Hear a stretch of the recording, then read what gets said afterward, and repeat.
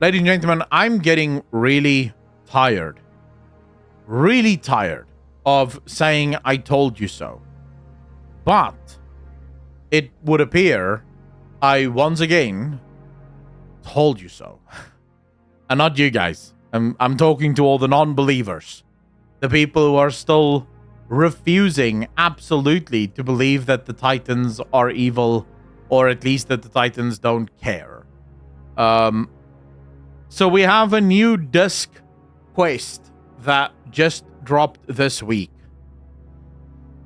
And in this disc quest, we find even more evidence that the Titans genuinely cannot be trusted.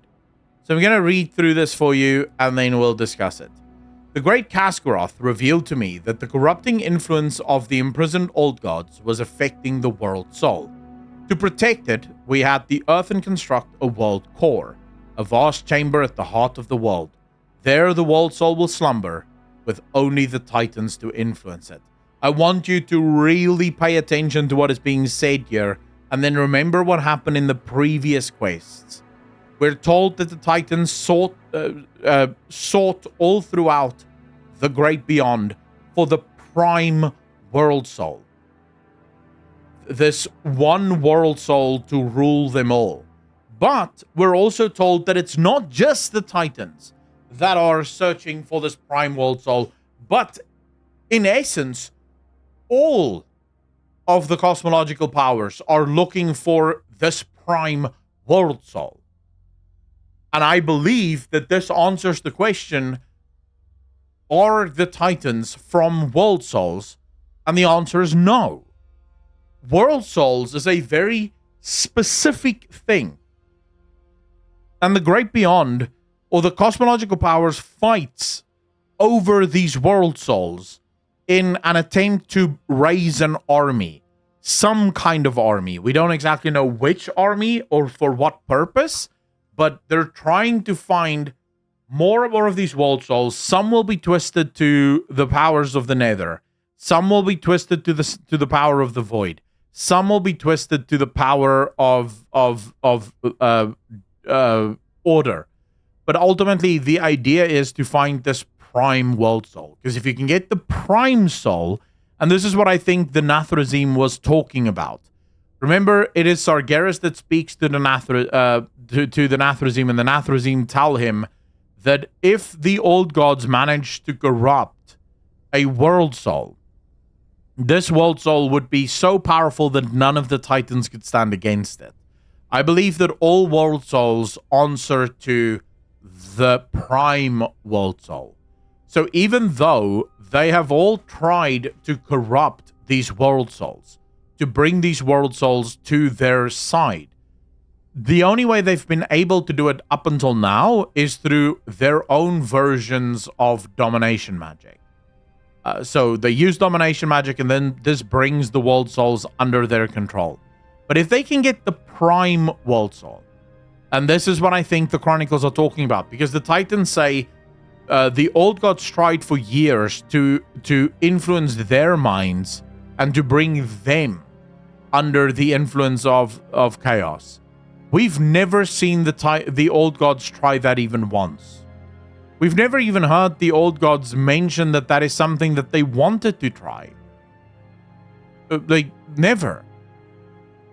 So I don't believe that the old gods ever had any interest in trying to corrupt an actual, what we today know as Titans. The Titans were basically, they were kind of lying to us. They were kind of making stuff up. But it was still grounded in truth. You see, because the Titans, encountering full-blown world souls, had tried to corrupt them or influence them. The problem is, once a world soul is born, it will only ever listen to the prime world soul. It will only ever do what the prime world soul says. So the Titans realized the only way to get a world soul is to get it young.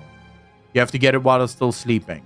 And Sargeras sort of proves what happens when you do that, right? The problem is it doesn't really grow normally when you do that. We can see that with what happens to Argus.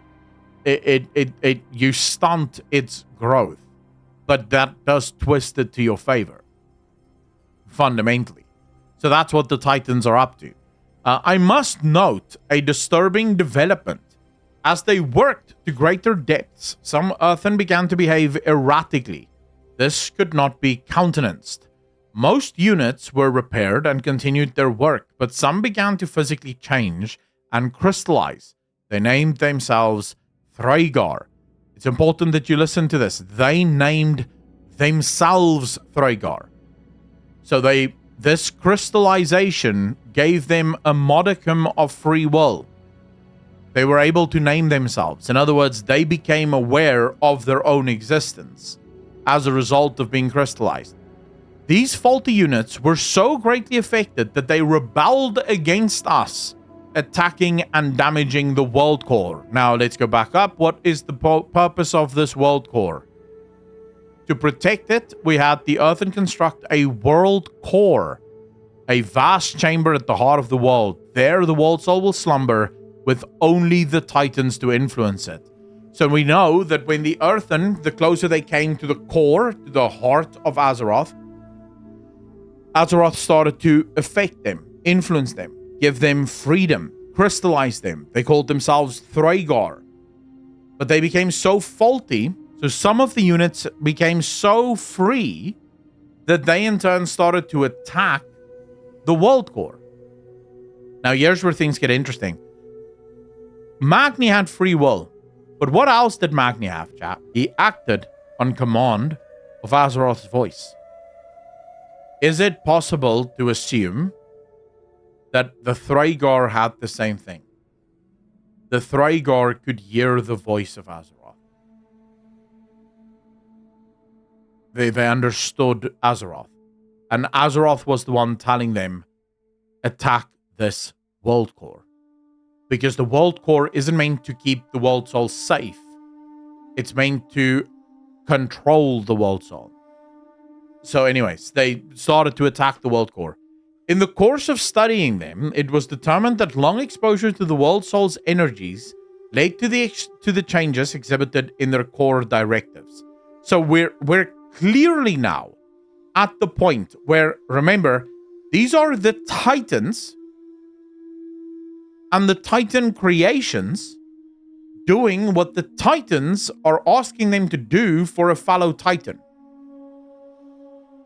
Because according to the Titans, Azeroth is a fellow Titan. And the reason they constructed the Manifold and the World Core was to safeguard a fellow Titan from corruption from outside sources. So why would a fellow Titan that is like Aman'Thul, like Aenar, like all of them, why would this fellow Titan rebel, change the creations of the Titans into Thragar, and then instruct the Thragar to attack the World Core? This makes no sense. The Titans are trying to keep their sister safe, and their sister is going, screw you, bitch. I don't want to be safe. I want the corruption of the old gods. No. There's something much darker here.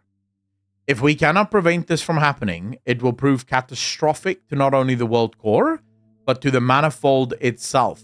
Measures must be taken. Note that Arcadis never once says that it will be destructive to the world soul. It'll be destructive to the world core and to the Manifold. He doesn't give a shit about the world soul. The world soul's safety is not their concern. The world souls, the machines built to imprison the world soul is the only thing that they really care about. And it is important that these Thragar are shut down immediately. But it goes on. This is now when Brinth and Dagran are talking about this. I do not recall this happening.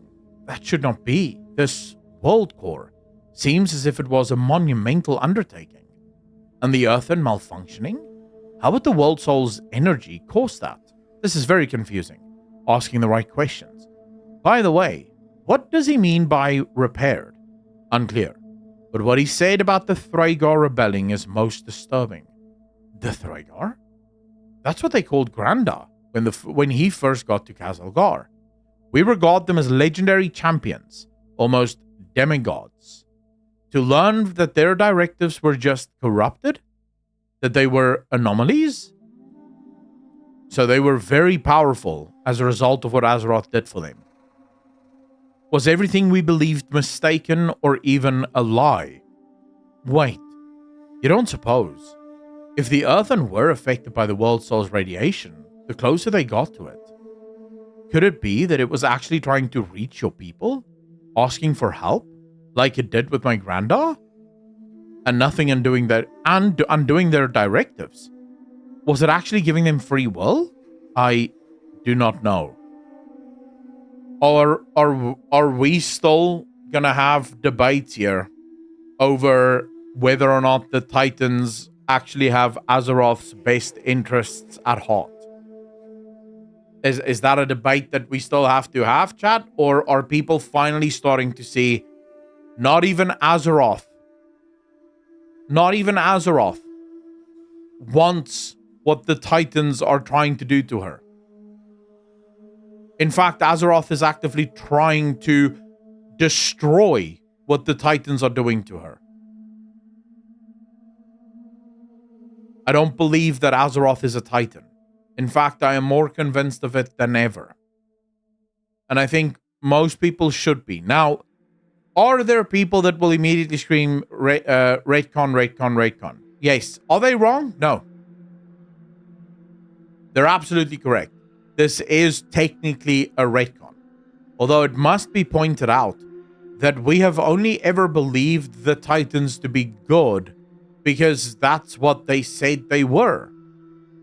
They made themselves out to be allies. And we had no reason to doubt that. Look at what they did for the dragons. But then also look at what they did to the primal dragons. So clearly the Titans, I believe that the writers did change their minds. I think originally the idea was that they would be friends and friendly with us mortals. But I think Chris Mason had a better idea. I think Chris Mason, rightfully so, realized, wait a second. I can make the Titans a hell of a lot more interesting if I make them evil. If I make them, not evil. Evil is the wrong word. If I make them neutral. Neither good nor bad, but same. Same as the Void, same as the demons. They have their own goals, their own lives, and they want to do what they want to do, and that's the end of it. And that's what I think is happening here. What do you think about the fact that the Oracles in Sholazar knew the word Thragar too? I'm definitely not surprised by it, but I think we're going to learn a lot more about the Titans. And yeah, the truth is Algalon did all but confirm it. But the problem with Algalon's voice lines, the lines from Algalon, is that they can be interpreted differently. If you truly believe that the Old Gods is a major threat to all life in the galaxy, then what Algalon and the Titans' plan for Algalon was actually noble. Yes, you are sacrificing billions of lives, but you're also saving an entire galaxy. However, once you leave that presupposition by the wayside, and you say, hold up, are the Old Gods actually the big bad evil? Then Algalon's dialogue becomes highly problematic. Because that's when you go, wait, you guys were willing to sacrifice billions of lives purely because you and you alone are allowed to corrupt the planet. No one else is allowed to do it. That's it. It's just for you.